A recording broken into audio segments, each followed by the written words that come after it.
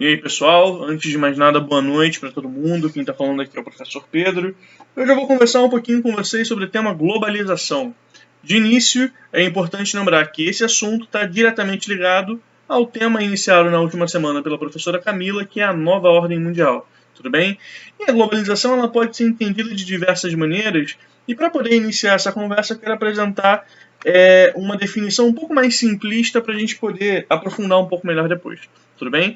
Então, o processo de globalização é um fenômeno resultado do modelo econômico capitalista que consiste na mundialização do espaço geográfico por intermédio de uma interligação econômica, política, social e cultural em âmbito global. Tudo bem? Isso é um ponto importante. A globalização, pessoal, então ela está vinculada à integração cada vez maior entre países. Tudo bem? Isso é um ponto importante. Cada vez mais o globo está conectado por intermédio de uma série de tecnologias que permitem isso.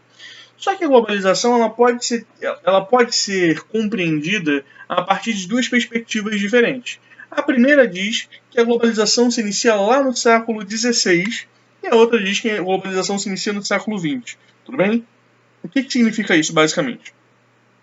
Para alguns autores, a globalização se inicia com as grandes navegações, se inicia então com a expansão ultramarítima, ou seja, a partir do interesse que os governos de países da Europa tinham em ampliar aí o seu conhecimento sobre o resto do mundo, em ampliar o seu acesso a recursos em outros possíveis continentes. Tudo bem? Para alguns autores, ali já se iniciou um processo de globalização, visto que, a partir de então, houve a integração de continentes que até então eram desconectados. Tudo bem?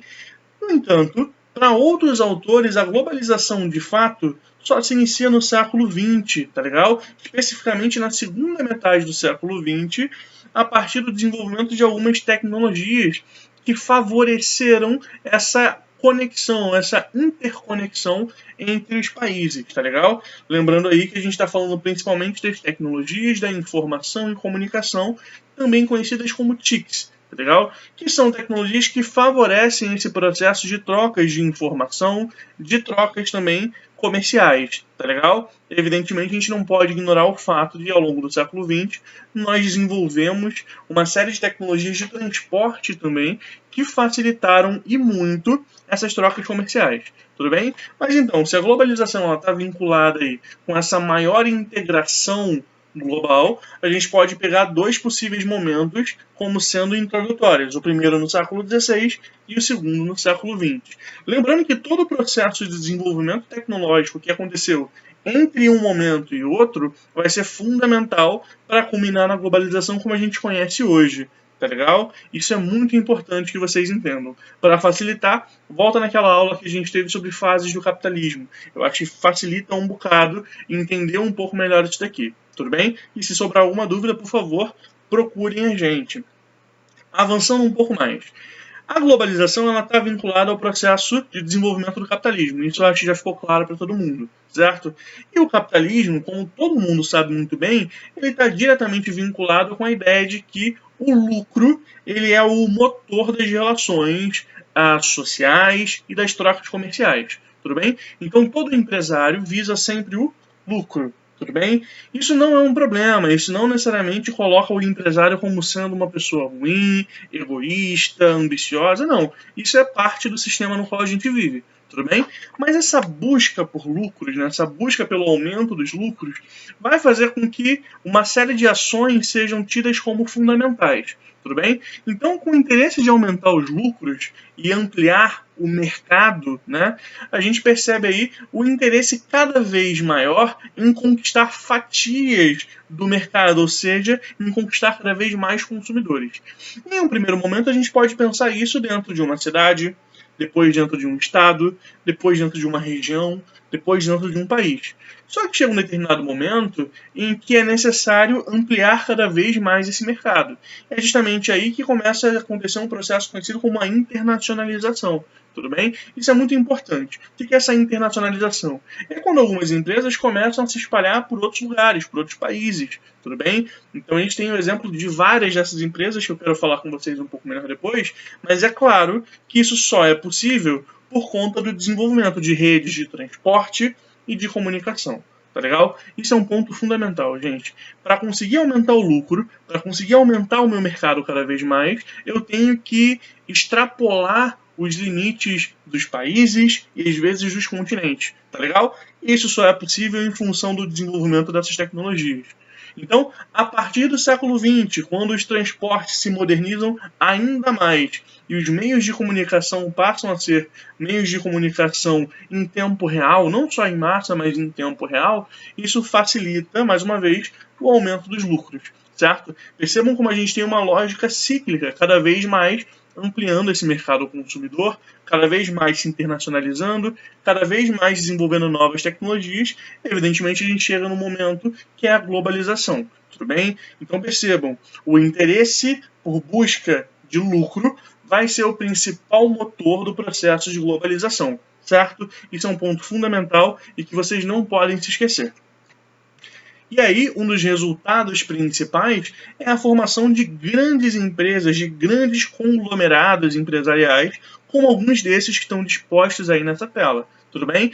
Que a gente dá um nome carinhoso e simpático de transnacionais. Então essas transnacionais, pessoal, nada mais são do que empresas, que a gente pode chamar de ETNs também, né? Empresas transnacionais, são organizações que atuam em diversos países e ultrapassam os limites territoriais de sua matriz original, tudo bem?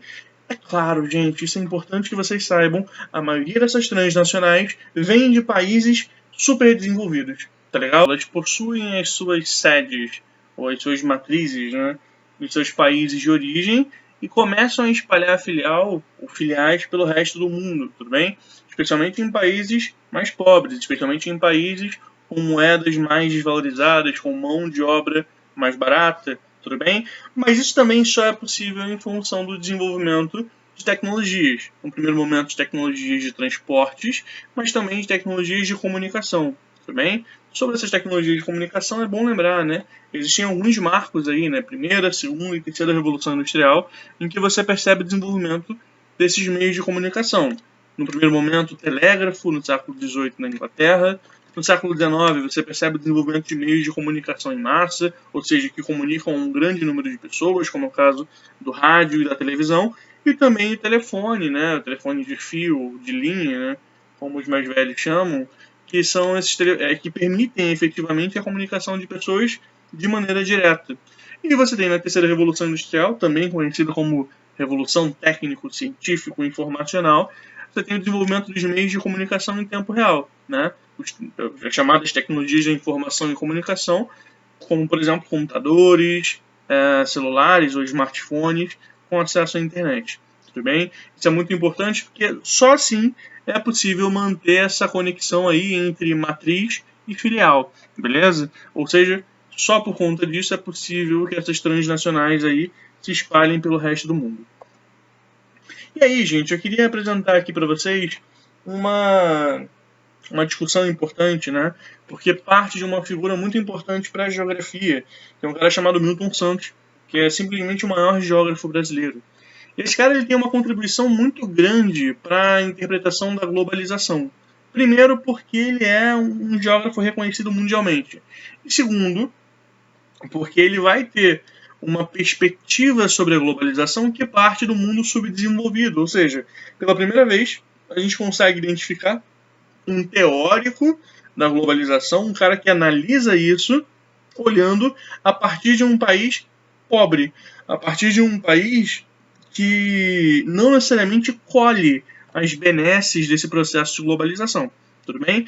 E para o Milton Santos, a globalização pode ser analisada a partir de três perspectivas, né? A globalização como fábula, a globalização como perversidade e a globalização como possibilidade. Vamos entender um pouco disso então. Para o Milton Santos, a globalização como fábula, né, o mundo como a gente percebe, está muito ligado a uma falácia que foi criada ao longo do final do século XX, de que essa integração, né, econômica entre os países do mundo ia permitir aí uma melhoria das relações e uma redução de assimetrias econômicas, sociais, né? E que em grande medida todo mundo ia se tornar uma grande família, né? Uma coisa que foi conhecida como aldeia global, certo? Mas a gente sabe que, na verdade, isso não acontece, tudo bem? Mas essa aldeia global está ligada a isso aí. Essa falsa perspectiva da globalização aponta para a ideia de que o desenvolvimento das TICs nos permitiria uma homogeneização dos hábitos culturais e das condições de consumo globalmente. Ou seja, todo mundo vai ter acesso às mesmas coisas e às mesmas condições de vida, tudo bem? O que na prática, de novo, a gente sabe que não é verdade. Além disso, né, se acreditava aí que a abertura econômica dos países ia permitir a extinção das fronteiras, né? A ideia de que não existiriam mais países, talvez a gente virasse uma grande nação global, certo? O que, de novo, não aconteceu. Um chute aí mal dado ou simplesmente uma mentira descarada para poder fazer com que a globalização fosse algo mais palatável, né, ou mais agradável para os países subdesenvolvidos. A realidade, na verdade, é isso aí. Ó. Olha para essa imagem e identifiquem aí alguns elementos importantes. Primeiro, existe um muro, certo? Um muro muito grande, que separa dois territórios, certo? De um lado você tem um senhor, né, com seu sombreiro, possivelmente um mexicano, certo? E do outro lado você tem uma cidade, né? Percebam ali atrás você tem prédios e tudo mais. Nesse muro, né, entre esses dois territórios, tem uma placa muito grande escrito mantenha a distância, certo? Em espanhol. Você percebe uma bandeira dos Estados Unidos e o símbolo do McDonald's. É muito claro que esse muro foi feito para separar aí Estados Unidos e México, certo? Polemizando um pouco aí os sonhos eróticos do presidente Donald Trump. Mas você tem um ponto específico desse muro que é aberto, que é justamente a passagem onde vai ter uma atendente do McDonald's esperando para fazer o seu pedido. Percebe como é irônico isso? Como para os Estados Unidos, né, esse contato com o mexicano é um contato indesejável. Eles não querem receber os latino-americanos, né, nós inclusive, no seu território. Mas se a gente quiser comprar os produtos deles, de boa. E vamos lá, vamos avançar. Para o Milton Santos, a gente também tem o tal do mundo real, né, que é a globalização como perversidade. Isso, de fato, é o que é a globalização. Essa ideia que a gente viu lá de, não, globalização vai diminuir as assimetrias econômicas, sociais, as desigualdades. Não, ao contrário.